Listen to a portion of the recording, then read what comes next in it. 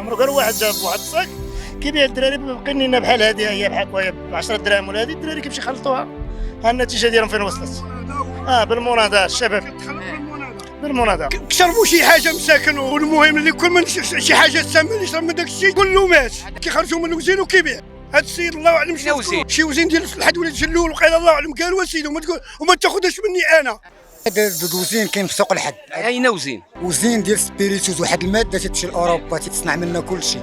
ها هي الروح ديال الروح بحال ديال هذه الماده. هذه الماده تياخذوا منها بنادم، تياخذ منها كاس ولا نص كاس، تيتخلط مثلا ب 3 يطرو ديال الماء، يلاه تيجي معتدل واحد النسبه من الدوار.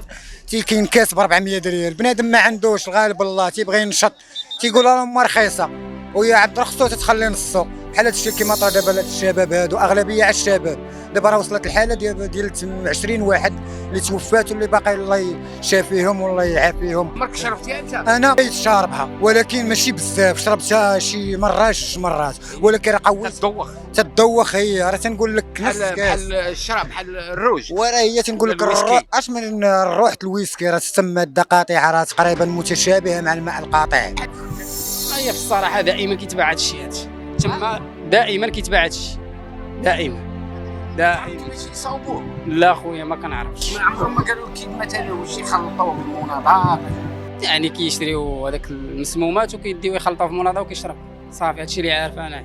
كل واش تيقول لي، اللي تيقول لي راه سبيرو، اللي تيقول لي راه ماحيه، اللي تيقول لي راه شي واحد خلط لهم شي حاجه بداك الشراب وعطى لهم باش يبنوا لهم حتى وصلوا لهذه المرحله. ولكن كما قلت لكم الماده الرئيسيه حنا في التواصل الان كنحاولوا من المسؤولين انهم بعد ما يخضعوها المختبر ويديروا لها التحليل ويعطيونا وياخذوا عينه منا ويعطيونا التقرير النهائي ديالها باش نعطيو للمواطن الحقيقه. لا اسمع باش نحطوك في الصوره. دابا الا جينا مثلا دابا حنا ما كنشروش اصابع الاتهام شي جهه معينه، لانه لحد الساعه مازال ما تبدا حتى حاجه، مازال ما تاكداتش هذه العينه منين جايه، واش بفعل فاعل، واش جايه من معمل، واش شي حاجه تخلطات فيها، واش شي واحد عنده نيه مبيته انه ينتقم من الشباب. يعني الحقيقه الكامله مازال ما عرفناش. لا يمكن ان نشير باصابع الاتهام لمعمل او معامل او شيء من هذا القبيل الا بعد صدور البلاغ الرسمي، بعد ما غادي يخرج تقرير لديك العينه اللي داوى المختبر باش يعرفوا السبب الناجم، واش ماده عاديه جات من المعمل، واش زادوا فيها شي حاجه، واش تخلطات، واش شي حد سربها من تما، واش شي واحد جابها من شي مكان بعيد، واش شي واحد مثلا بغى ينتقم وبغى يقتل الشباب. هادشي اللي غادي نتعرف. خويا انايا دابا اللي ما عجبنيش في هذا الشيء كامل هو ان الناس الله يرحمهم ماتوا وكاين اللي مسكين باقي في المستعجلات، بقاو فيا الدراري. هذا الشيء راه ولا كيخلع صراحه تقال. دابا انا باقي مشوكي لحد الان. علاش؟ حيت كتشوف عائلات، تشوف والدين كيبكيو، تشوف بزاف اللعيبات اللي كيضروا في الخاطر. ما يمكنش حنا بلاد غادي ينظم كاس العالم واخويا مازال كنشوفوا هذا الشيء هذا بحال هاد الحوادث عندنا في البلاد. ما يمكنش.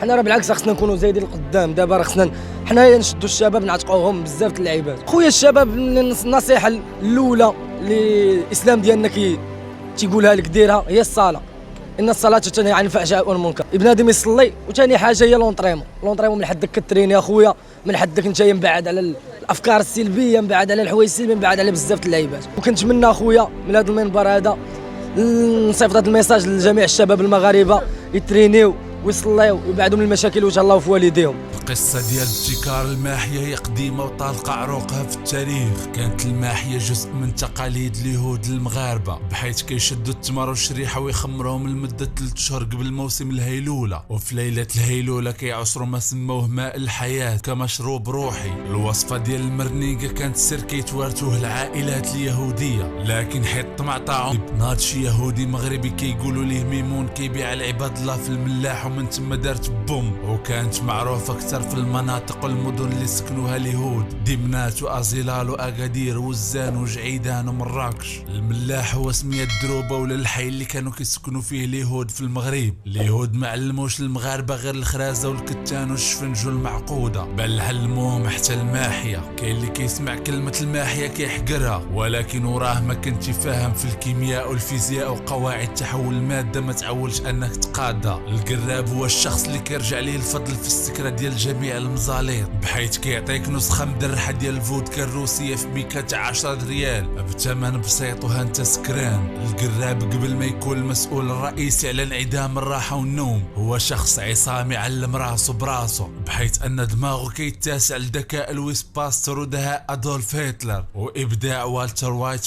يا أيها الذين آمنوا إنما الخمر والميسر والأنصاب والأزلام من عمل الرحمن حاشاه من رجس من عمل الشيطان. ها هي رجس، الله عز وجل يبيح لك الرجس، يستحيل من عمل الشيطان. الله عز وجل يبيح لك اتباع الشيطان، وسيد ربي في الآية الأخرى يقولنا ولا تتبعوا خطوات الشيطان، فكيف يسمح لنا بأن نتبع رجس الشيطان؟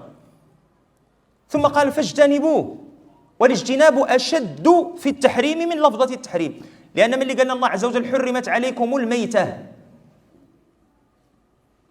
يعني الجيفة، ما تتعزكم الله واحد البقرة وبقات جيفة، أي حرام علينا ناكلوا منها ياك، لكن واش حرام عليا ندوز من حداها؟ واش حرام عليا نهزها ونديها لشي بلاصة فين تلاح؟ ما حرام كاع. والدم ممنوع علينا نشربوا الدم، واش ممنوع علينا نشربوا الدم والعداوي بوحدي؟ ممنوع علينا نشربوا الدم ياك نعمس مزيان، لكن ملي كاد نهار العيد الكبير ياك نخرجوا مجلخين دمايات. نهار العيد الكبير راه كنولي واحد الشعب كيخلع شي شويه الله يغفر ليه طبعا اللي ما عرفناش كيبان لك الرجاله خارجين والدمايات وهازين جناوه وكيسلموا على بعضياتهم السلام عليكم، ماشي هكا وديرها اللي ما فهمش السنه وما فهمش هذه الامور هذه راه يتبرزط شي شويه مسكين، كيحتاج اننا نشرحوا ليه. اذا حرم علينا الدم، لكنه لم يحرم علينا القرب من الدم، بل التلطخ به في الحاله ديال حنا كنذبحوا الى اخره، لا اشكال في ذلك. نفس المساله بالنسبه للحم الخنزير، لكن ملي جا الشراب ما قالش لك ما تشربش الشراب وما تقربش ليه.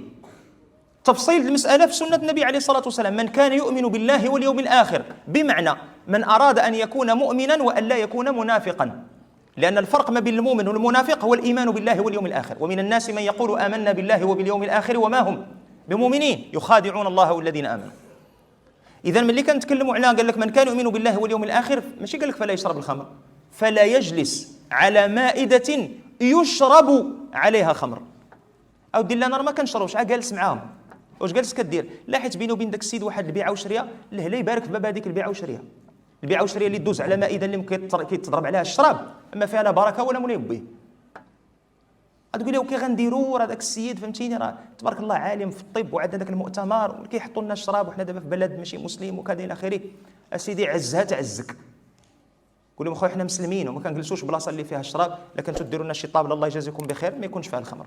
هذوك الناس كيامنوا بالصرف، وديك الطابله مخلصه غتقول لي حيد لي الشراب، حيد لك الشراب، قطايل السطر سالات. ولله العزه ولرسوله وللمؤمنين. حنا ما قلناش لك دخل تكبر عليهم، حنا قلنا لك نقول لهم انا مسلم وهذه المسائل هذه لا يقبلها ديني. غتقول لي يا ودي لا راه ما كاينش كيفاش الطوابل كلهم فيهم شراب، بلاش هذاك العشاء. عطا الله السوبر مارشي بواطه ديال الطون وباريزيانا والماس لقيتها وقد تقريتها للصباح. ما انت غادي بالزنقه باش غيفرقوا اللي ضارب الكروفيت رويال على اللي ضارب الطون، وكل شيء خارج من البحر. الله يرزقك الصحه والسلامه. اللهم صل وسلم عليك يا سيدي يا رسول الله. من كان يؤمن بالله واليوم الاخر فلا يجلس على مائده يشرب عليها خمر، انما يريد الشيطان ان يوقع بينكم العداوه والبغضاء في الخمر والميسر ويصدكم عن ذكر الله وعن الصلاه فهل انتم منتهون. واش كان عباد الله شي تحريم اكثر من هذا الشيء؟ اقسم بالله الى التحريم الذي ورد في هاتين الايتين الى اشد واقوى واثبت من لفظه حرمت عليكم الميته والدم ولحم الخنزير وما اهل به لغير الله. لكن ملي كيتصربوا هما تيتصربوا من جهه ان وليداتنا ما عارفينش المعاني ديال القران الكريم.